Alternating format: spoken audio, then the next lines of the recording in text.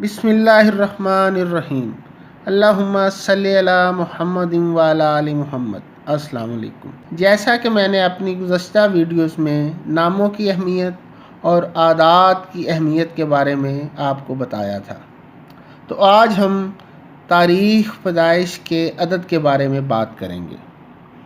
آپ کا عدد کون سا عدد ہے؟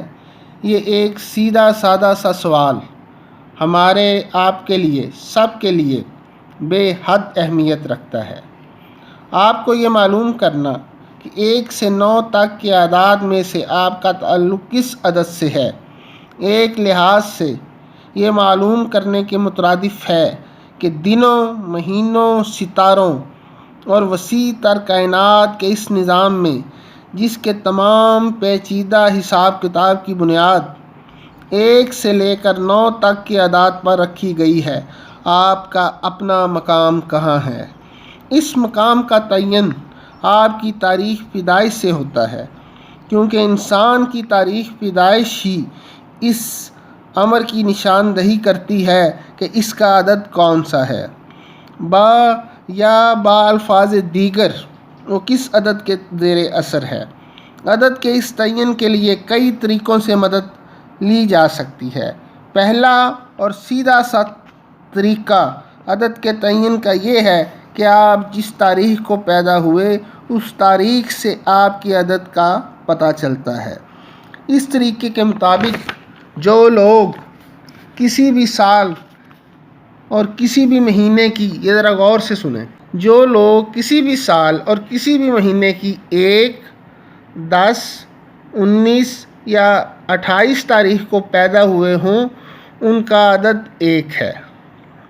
وہ تمام افراد جو کسی مہینے کی 2، 11، 20 یا 29 تاریخ کو پیدا ہوئے ہوں، ان کا عدد 2 ہے۔ وہ لوگ جو کسی بھی مہینے کی 3، 12، 21 یا 30 تاریخ کو پیدا ہوئے ہوں، ان کا عدد 3 ہے۔ جو افراد کسی بھی مہینے کی 4، 13، 22 یا 31 تاریخ کو پیدا ہوئے ہوں، ان کا عدد 4 ہے۔ جو لوگ کسی بھی مہینے کی 5، 14 یا 23 تاریخ کو پیدا ہوئے ہوں، ان کا عدد 5 ہے۔ اسی طرح جو لوگ کسی بھی مہینے کی 6، 15 یا 24 تاریخ کو پیدا ہوئے ہوں، ان کا عدد 6 ہے۔ جو لوگ کسی بھی مہینے کی 7، 16 یا 25 تاریخ کو پیدا ہوئے ہوں، ان کا عدد 7 ہے۔ اور جو افراد کسی بھی مہینے کی 8، 17 یا 26 تاریخ کو پیدا ہوئے ہوں، ان کا عدد 8 ہے۔ اور جو لوگ کسی بھی مہینے کی 9، 18 یا 27 تاریخ کو پیدا ہوئے ہوں، ان کا عدد 9 ہے۔ یعنی کہ تاریخ پیدائش کے حوالے سے میں نے آج آپ کو بتایا ہے کہ آپ کا عدد کون سا ہے۔